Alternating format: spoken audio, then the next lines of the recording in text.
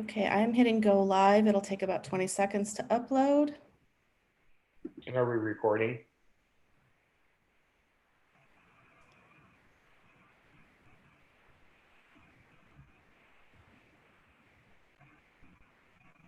I can do that. That's helpful. Okay, we are now live.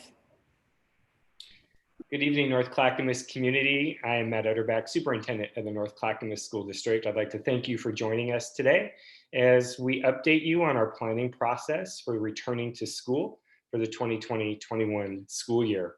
We've designed this session to answer as many of your questions as possible. And please know that we also don't have answers yet to many additional questions. And we're working through that process and we'll continue to update you as we move forward. Our agenda tonight, we're going to review with you our timelines as we prepare to reopen schools in the fall. Talk to you a little bit and share with you the district direction and some guiding documents that are helping us in our decision-making processes. Review the state's new health metrics on reopening schools. We're going to spend considerable time talking about the instructional models, share with you a lot of operational plans that we're working on as well, and then close with some additional information. If you attended yesterday's community information session, this is going to be a pretty close repeat to that. So I would let you know that up front and potentially save you an hour's worth of time today. So as we get started, we'll start with the big picture, and that is our district direction, our district's mission, which is preparing graduates who are inspired and empowered to strengthen the quality of life in our local and global communities. And in order for us to achieve that, we have numerous guiding documents that help us in that vision. On the bottom left of the screen, you'll notice the district's equity lens. And we try to use this in our decision-making processes throughout the school year. And so when you look at those 7 questions, we're asking ourselves in the decision that we're making, what are the systems of oppression that may exist in that situation? We're asking ourselves, whom does the decision positively affect as well as negatively affect? Is the decision that we're going to make, is it going to ignore or worsen existing disparities or produce other unintended consequences? Are those being included in the decision, decision-making process? And then is the decision that we make, is it going to be sustainable over time? In addition to the equity lens, we also seek the guidance of our strategic plan. We have a 4-year strategic plan where we're halfway through that planning process. And at the heart of that plan are what we describe as our guiding principles or our values. And those are those words that you see in blue: equity, engagement, care, integrity, and excellence. And as a superintendent, I'm really proud that we have identified those guiding principles at the heart of our work. And we try to uphold those through all of our actions and our decision making. So as we're working through really unprecedented times in opening a school system in an entirely new way this September, we're following this rough timeline here. Remind folks that back in July, we sought feedback in a number of formats to collect information from our community, our staff, and our students. With our parents, we used a thought exchange, and that survey closed on July 21st. We provided an update to our board last week on our reopening plans. And this week, we're continuing to reach out to our community and share with you what we believe the school year will look like starting in September. Next week, we will submit our plans to the Clackamas County Public Health Department on what reopening will look like. We'll give another update to our school board on August 13th, and you can see that school board meeting as it's streamed live on the same YouTube channel. By August 17th, we must submit our reentry plan to the Oregon Department of Education, And then on September 8th and 9th, we are maintaining those as the first days of school, depending on what grade your child may be in. Though I want to point out that that first week of school may look different than it has in the past. That first week will be a week of orientation. It'll be an opportunity to do problem solving around technology, some get to know you activities, potentially training, technology training for students, staff, and parents during that first week. And we're still designing that. And families can then expect the following Monday, which I think is September 14th, to be the first day of instruction. So to help us through this next phase of our presentation, I'd like to introduce Tiffany Shireman, who serves as our district's Chief of Staff. She'll take you through these guiding thoughts, as well as our health matrix and some other health data. Good evening, everyone.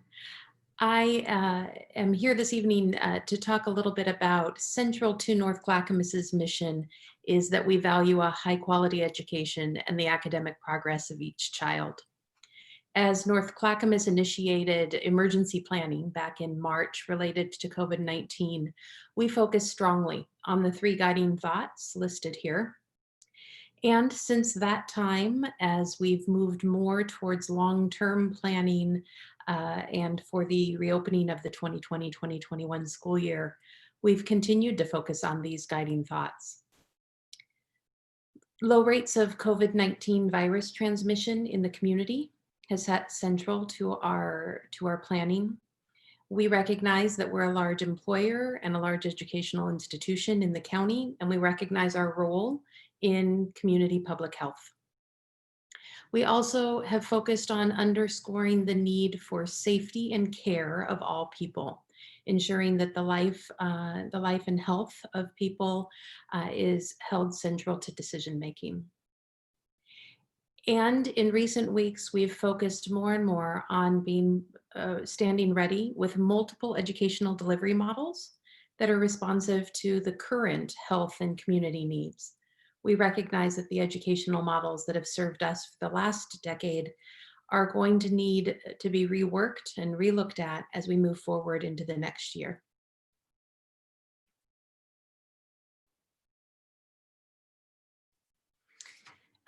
As planning guidance, as we have moved through our planning as a school district, since the time when we closed in March, the Oregon Department of Education and the Oregon Health Authority have issued state documents to help guide the rest of our decision making and our planning. Specifically, there are 3 documents here. The document first on the left, the Ready Schools Safe Learners document, updated frequently, gives us guidance. Most frequently, it has showed information about if we return to in-person instruction, information about face coverings for all students, information about instructional minutes, and so on. Most recently, though, the document on the far right has been impacting and sitting center in our decision making. That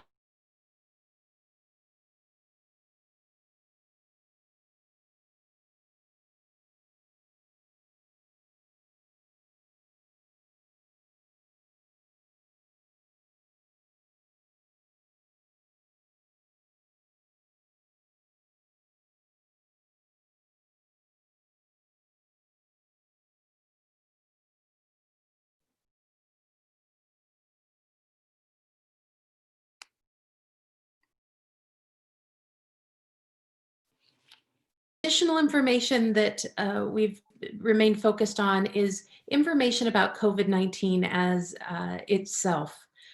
We know much more now collectively about the public health ramifications of COVID-19, some of the studies that have impacted our thinking. First, most recently, is that we recognize that even with protective measures, reopening schools to in-person instruction will cause significant growth of the virus and of the epidemic. Second, a study recently out found that people ages 10 to 19 the ages of our intermediate and secondary students, can spread the virus at least as well as adults do.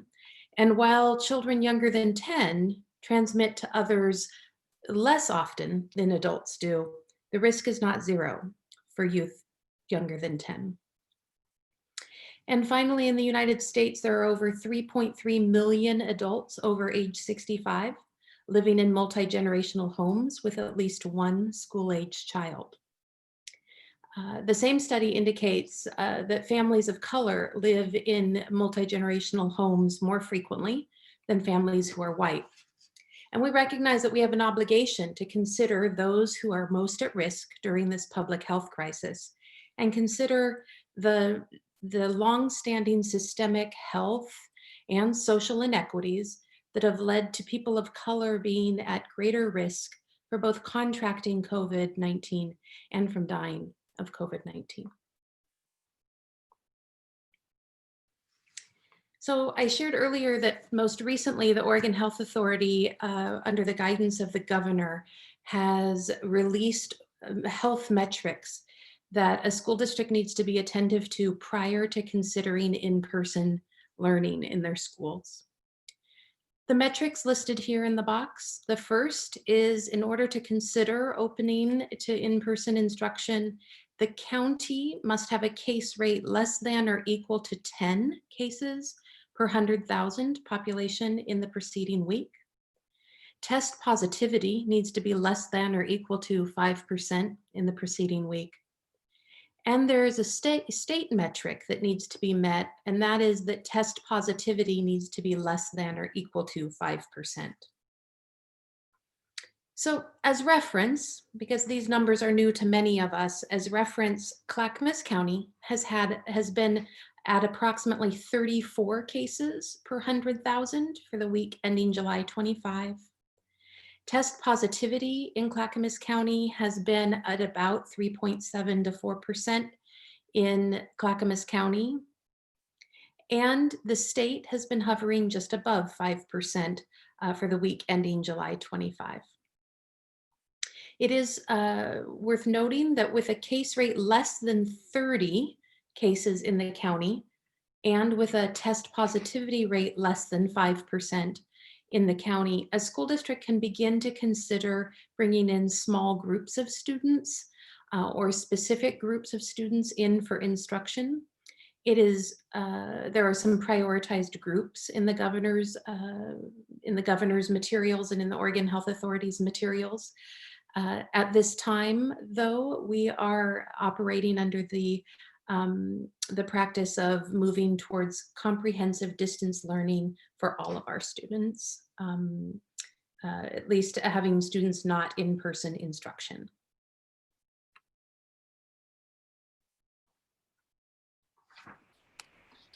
Thank you, Tiffany, for that information. Next, I'd like to introduce Dr. Shay James. She is our Assistant Superintendent for Education. She'll review how student, parent, and staff feedback and input is shaping our decision-making processes, as well as detailed information regarding our instructional models and instructional time. Thank you, and good evening. I'm going to talk a little bit, as our superintendent said, around our instructional and delivery models for this work.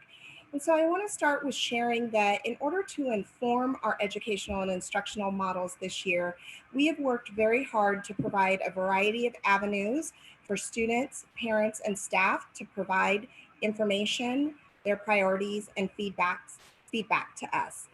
Our directors continue to use the feedback provided from multiple sources to inform and drive our work with work groups on the delivery and instructional model designs. And this feedback has come from a variety of sources, and you see some of that here. And some of those sources have included our Youth Truth Survey data that we did with our students, family empathy interviews in which we intentionally were able to collect information and have conversation and dialogue with our historically underrepresented and bilingual families, in addition to others. We've also used thought exchange within this process. work sessions, which has included our employee association groups, and work groups, which has had representatives from a variety of stakeholders. And we continue to place these data points at the center of our work alongside of the equity lens during the planning process.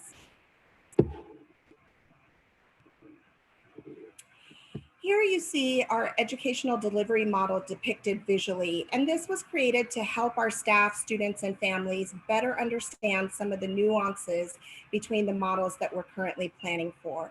And so if you start at the top left of this visual depiction, you will see comprehensive distance learning, and I'm going to go into that here shortly with more details. And as we go from comprehensive distance learning, you see that we move into a hybrid model, which is below. I do want to emphasize that we will stay in comprehensive distance learning through the end of the first quarter. And prior to the first quarter ending, we will utilize all tools, safety metrics, and multiple measures to determine if it's safe to move to hybrid. So we will not move into a hybrid model until it is determined safe to do so and all metrics can be met. On the right-hand side of this visual, you see the third model that we're planning for, which is our North Clackamas School District online virtual program. And while we continue to work through many of the details of these three models, I'm going to share the information that we do have at this time.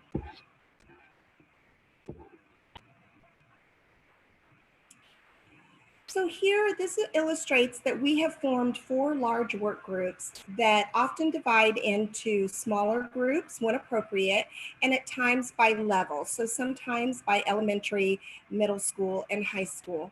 And these groups are informing the work that we're doing. These work group teams are comprised of colleagues from multiple different places with multiple perspectives, including our associations. So NCEA, which is our Teacher Certified Association, OSEA, which is our Classified and Support Association. We have administrators on these work groups, district office staff, social worker representation, counselors, instructional coaches, engagement specialists, etc. And so that just gives you an idea of who's at the table lending the information that we need to be able to look at all different sides as we're doing this work and engaged in this work. The teams attended to the essential requirements and recommendations from the Oregon Department of Education guidance documents, in which our Chief of Staff showed earlier on this slideshow, in addition to best practices. And what you see here is a small example of the topics each of these groups were addressing. Each group was led by a trained facilitator who used essential questions, group norms, best practice research, the feedback from parents, students, and staff, and our equity lens. And so these groups are working to address the instructional delivery model from many different components. And just to share a little bit of additional examples of work that they have been tackling, but not limited to this, is they were planning for the continuation in providing services and language acquisition needs to our English language learners, and planning for accommodations and supports for our students with disability. However, I do want to note that the Oregon Department of Education guidance document for the service delivery models for special education and English language development does not come out until August 11th. And so we are doing our best to provide as much information as we can at this time, but we will have additional information on the service delivery model for those 2 areas after August 11th. In addition, they have been looking at strategies to best support populations such as our Teen Parent and PACE program, looking at grading and assessment that's aligned to priority standards, and also looking at our partners within our system, such as our school-based health centers, mental health providers, etc., and how families can continue to access these services as needed. All the work group components are being worked on for all models that we're looking at, regardless of which choice families make. And so I think that's important for families to know. One of the goals today is to answer as many questions as we can at this time and help to understand the differences between the comprehensive distance learning model and the North Clackamas School District virtual online program. So I'm going to share some foundational information on both programs, and then I'm going to share some key features of both programs. So I'll start with our comprehensive distance learning model as you see here. And foundational components of this is that all students will access instruction and learn remotely. Again, this will happen until the end of the first quarter, at which time we will assess for continuation based on the multiple metrics that we discussed earlier. Within this model, all students will be given a laptop if needed. And I do want to point out that this learning model will be more robust and more interactive than the distance learning for all model that you experienced in the spring.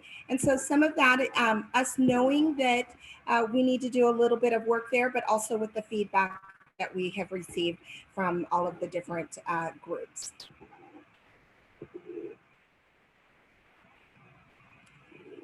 So some key features to understand about the comprehensive distance learning model includes that there will be interactive daily teacher and student check-ins. We also will have video instruction and interaction with teachers and peers. And we realize that there is a question and concern around when will the video instruction be held each day? And if my child's not able to make it, are they going to miss something? And I just want to let you know that we will be recording the video instruction that happens so that students and families that need to watch it at a later time for whatever reason will be able to do so. Within this comprehensive distance learning model, students will maintain connections with community schools, teachers, and peers from their home school. So it will be the same faces that you're used to seeing, depending on what year you are within the school. We will also utilize North Clackamas School District curriculum that's aligned to priority standards that will be the guide for the instruction that we're looking at. And high schools will maintain access to career and technical education courses through Saban Schellenberg, our Career and Technical Education Center, but this will be online. And so we're currently putting those components into place, and it may look a little different. We know that some of the key components of career and technical education are hands-on learning experiences, getting in there and doing it yourself. And so we're looking at where do we need to send kits home with students so that they can follow along with their instructor and get that hands-on, or where are other places that we maybe need to put a GoPro on a teacher's head as they're teaching so that they can show students and demonstrate the learning and what's happening in terms of the hands-on experience. Students will also have access to AP and IB in their home high school, depending on which one their school uses in the comprehensive distance learning. And we really are working hard to meet the needs, the learning needs of all of our students. And so looking at differentiation and where we need to put that into place for our students. In addition, if families who are in magnet programs within our district continue in comprehensive distance learning, they will continue to receive the learning feature of that program.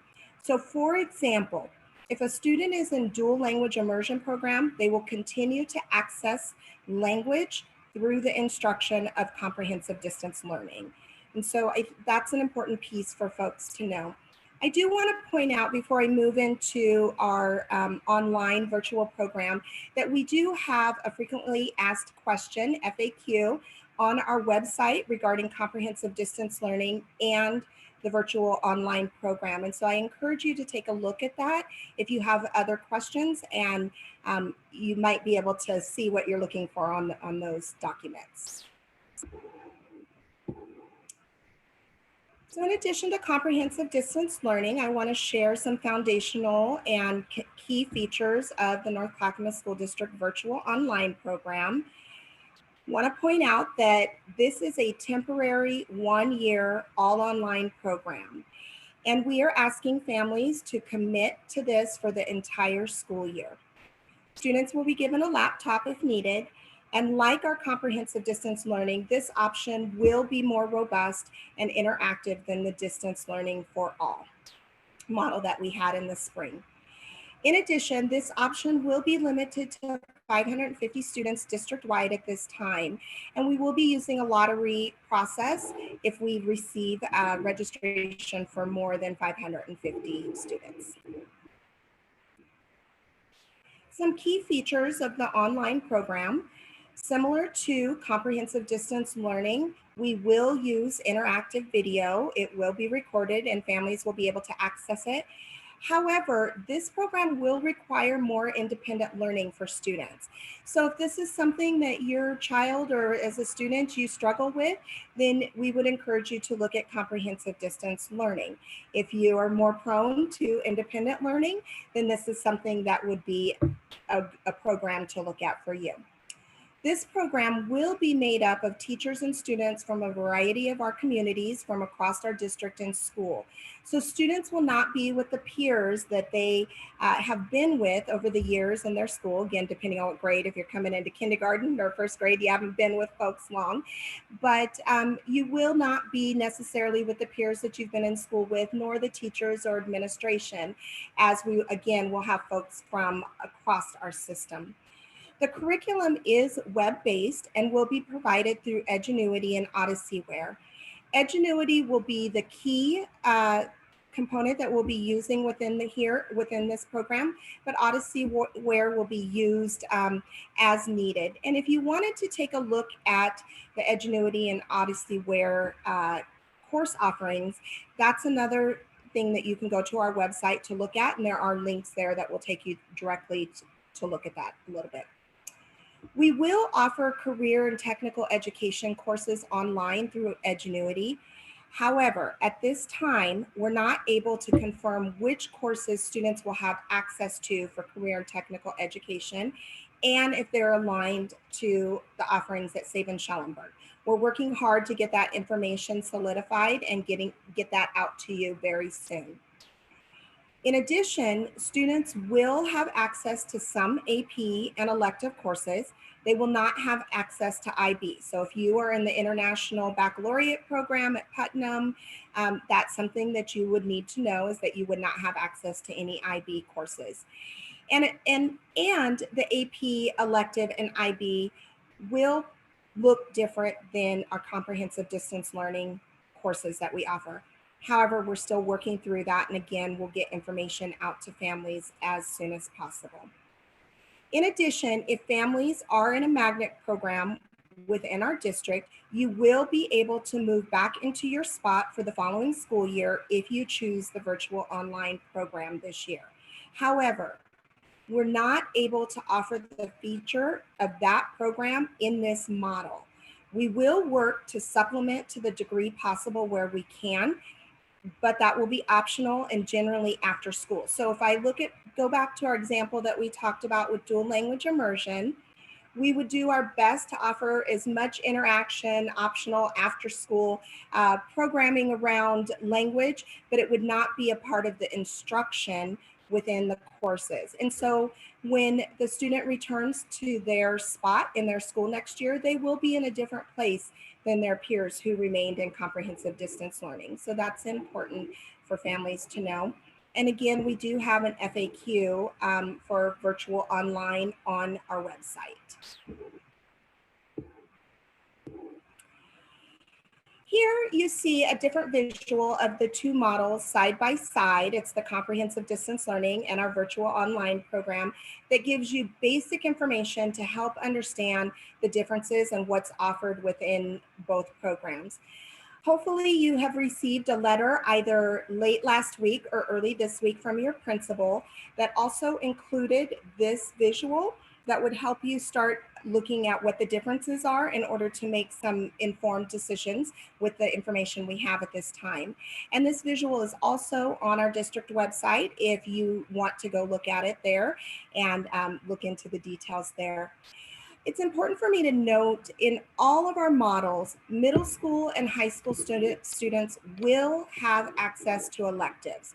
And our elementary students will continue to engage in their specials as well. we call them specials. It's kind of the equivalent of electives at the secondary level, but we are working hard to make sure that students are able to have access to those. All models will have grades, and all models will allow high school students to earn 7 to 8 credits for the year, which is the same as a typical school year that we offer. And all options lead to credit and completion towards the North Clackamas School District diploma. So I'm going to switch gears a little bit and talk around instructional time and give you the information that we have at this time. Here it's important to pay attention to the greater than or less than symbols. And this information on this slide comes directly out of the Oregon Department of Education guidance, if you wanted to go there and look it up. What this is telling us is that teacher facilitated time must be greater than or equal to 50% of instruction. This includes synchronous and asynchronous learning. So direct instruction versus non-direct instruction is essentially what we're talking about. When we look at applied learning, so how do we apply the learning that we had with teachers into some kind of experience that students are engaged in, this is less than or equal to 50% of the time. So this could look like 51, 49%. It could look like 60 to 40%. But most important is just to know that we must follow the greater than or less than that is there. Our applied learning times include support staff and related service providers. And at this time, we're looking at direct instruction would happen 4 days a week, but would include a daily check-in for students 5 days a week. So that's really important to know that we would be looking at direct instruction 4 days a week with some synchronous and asynchronous learning. Applied learning on the one day that we don't have the direct instruction, and a daily check-in. The other times referenced we're calling it flex day at this time, so the day where there is not direct instruction, we would include things but not limited to, such as office hours, planning time for our teachers, professional development, student support. It might be a time if your student has an individual education plan that we meet to discuss, parent connection, technology support, and many other different things that we're looking within that time frame to be used and supported for families. And this slide is the premise for guiding our school schedules that we're currently working on. Excuse me.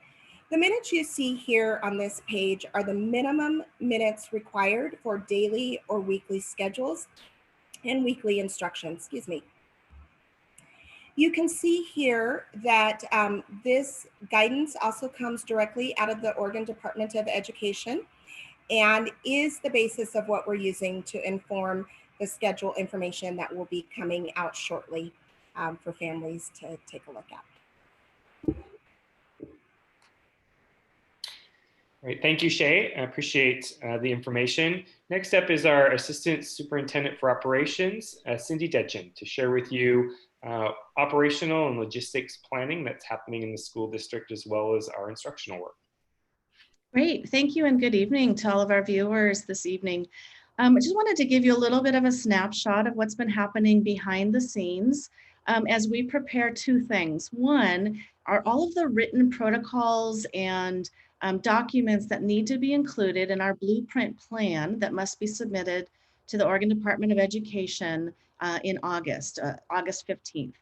Or 14th, I believe. And included in that are things such as a communicable disease management plan. In other words, what's the protocol and the process if there is a virus outbreak in a particular classroom, a particular school, etc. This all has to be written down and verified by our local health authorities as well as the state. And while we won't necessarily be needing that until our students come back to our schools, we want to make sure that we are ready and that we have all of the information possible. Other things like physical distancing protocols, we'll have signs in schools and protocols for who gets to go to different places in the building, how do we distribute food, how do we do some screening and cohort tracking. Cohort means we need to keep small groups of people together and not mix those cohorts to try to eliminate or decrease the amount of virus spread.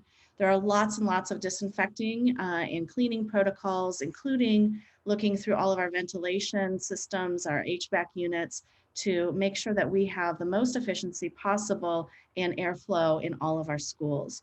The photo you see there are a couple of our maintenance staff installing a plastic barrier. We will have those in our front office locations wherever our public or more contact may be coming in that are outside of our cohorts.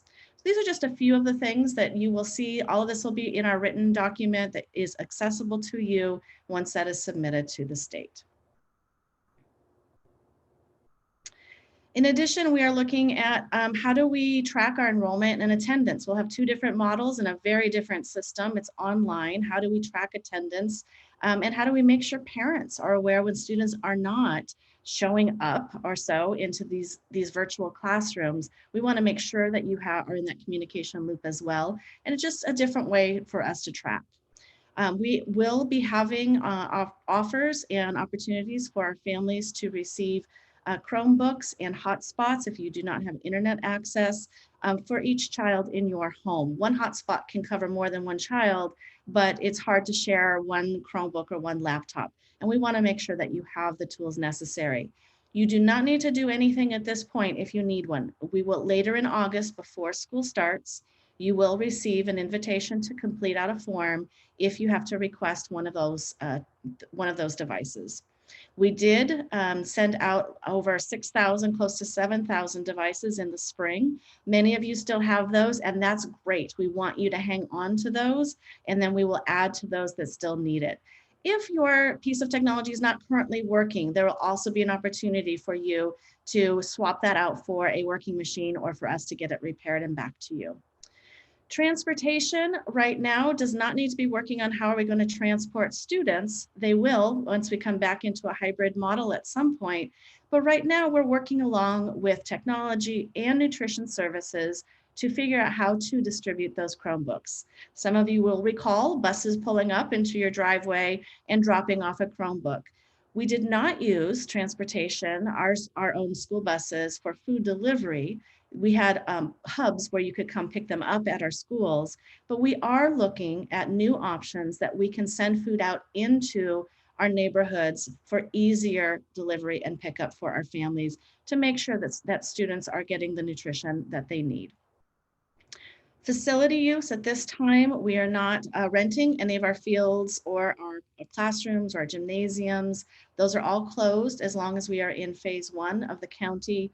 We will review if we move into phase 2 and to see what might be opened up. But at this time, all of our facilities are closed for external use. CARE refers to our before and after school care program for our elementary students. And I know some of you are in need of that program like that. We are waiting for further guidance from the state, from the Early Learning Division. We do believe will be coming out in the next week or so that will outline what are the requirements should we be able to offer a CARE program. So if you're waiting for that information, look for some notice in the next, I would say, week to 10 days. Extracurricular and athletics at this time are not in session. We are waiting for the OSAA, which is the governing body for high school athletics, to come out with their further guidance. At this point, they are saying practices may be held beginning August 17th, but those practices are very, very strict, follow the exact same social gathering, masks, et cetera, that are required under the latest governor's orders. So at this time, we have not made any plans for opening up athletics until we get further guidance from the OSAA, which we do believe will be coming later this week. Communications, we hope that you have been receiving all of our emails and that's how you found us here this evening. If you heard about it from a friend and you have a child in our school or will be coming to our school, please contact your school's office or our front desk office, while the schools are not answering phones necessarily, they are picking up messages, they are picking up emails. We want to make sure we have a correct email address for you so that you don't miss any of this key information. In the meantime, please continue to check back on our website, which will have the latest information always. The FAQs that have been mentioned a couple of times in this presentation will be continued to be updated. In fact, they were updated today. I have not been able to verify if they're on the website or not, but we do have them written. If they were not posted today, they will be posted tomorrow. We want to continue to update you as soon as information is available. We will update those documents. Charter schools, if you are a family in a charter school in our district, please know that those the schools are also required to submit their own blueprint to ODE, to the state governing body. However, a lot of them will be using a lot of our same protocols and procedures, and we are in very close contact with them and making sure that they have everything that they need to support learning in whatever format that may be. I will say, if you are a student or parent associated with Milwaukee Academy of the Arts, do not worry if you're not getting something specific for that charter school. As long as you're getting something from Milwaukee High School, you are getting the same information. Because those two programs are so closely mingled together, all of that information is the same. We are working with our leadership of our employee associations to make sure that we are following agreements and we are paying attention to contracts. We're doing all kinds of supply purchases to when we do come back to school, or if when staff returns to our buildings, that they have the necessary cleaning and protocols and equipment that they need in order to do their job very safely and effectively. So we are providing masks for all of our staff, disinfecting and cleaning materials. And if students, when they return, need a mask, if they do not have one, we can provide that for them as well. But we do encourage everybody to provide their own if they can, because you know what's comfortable for you. But we do have them available for everyone in our schools. And along with learning, our teachers learning how to teach on this new platform of distance learning, and they're creating their lesson plans around it. We have other staff training and professional development that also needs to happen around all of these protocols that we just briefly touched on tonight. So August is going to be a very busy month for all of our staff.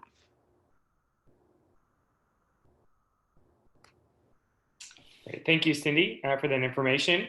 As we wrap up, I have a couple more pieces to share with you.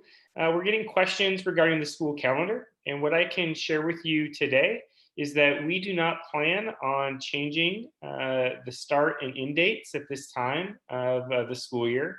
We also don't plan on changing vacation days at this time. We may end up changing some of the work days and some of the professional development days that exist within the calendar. And if we do that, we will be communicating that with plenty of warning for our students and our families. Again, I referenced earlier that first week, September 8th, will look a little bit different than it has in the past, with orientation, get to know you sessions.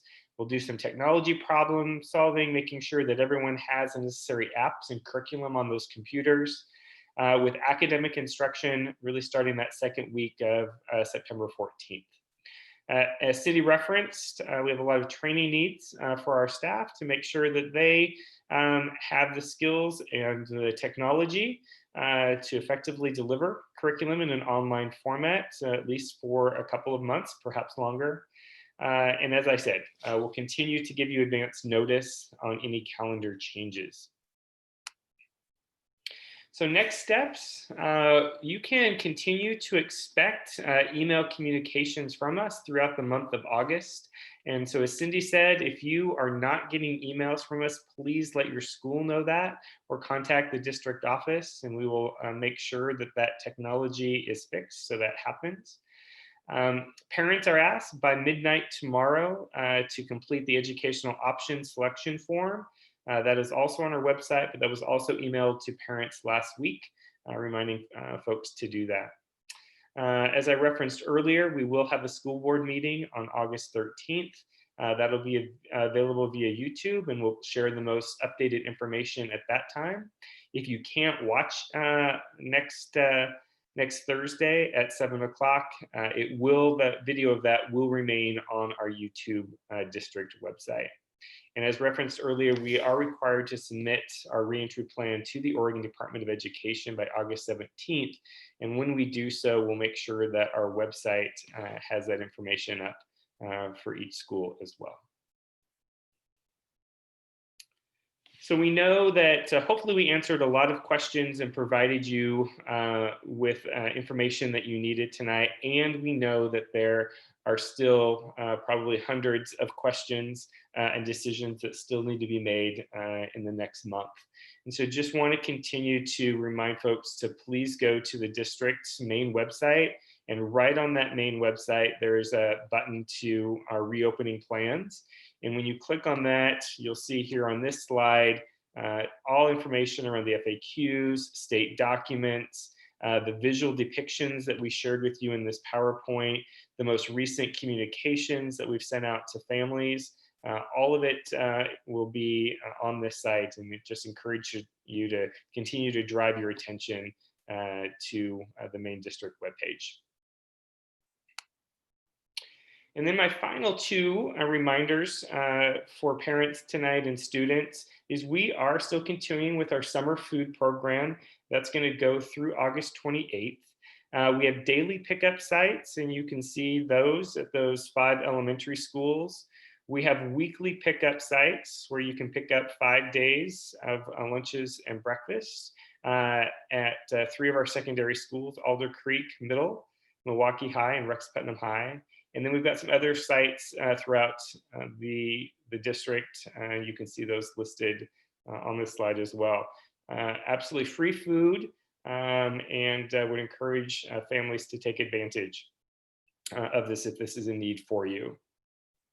And then my final slide is reminding parents in the community that while we were not able to provide our typical CARE summer program and summer camps this summer, we are providing virtual activities for students. And those activities go through next Friday. You can access those through the district website, through the CARE website there, and it's CARE Virtual Summer Camps. So I would encourage you to look at that if you're looking for some fun activities for your students. So with that, I just want to thank you all for coming tonight and listening to our presentation. We'll continue to do our very best to keep you informed as we go through the month of August and prepare for a successful start to the school year. Take care of everyone, stay healthy and safe.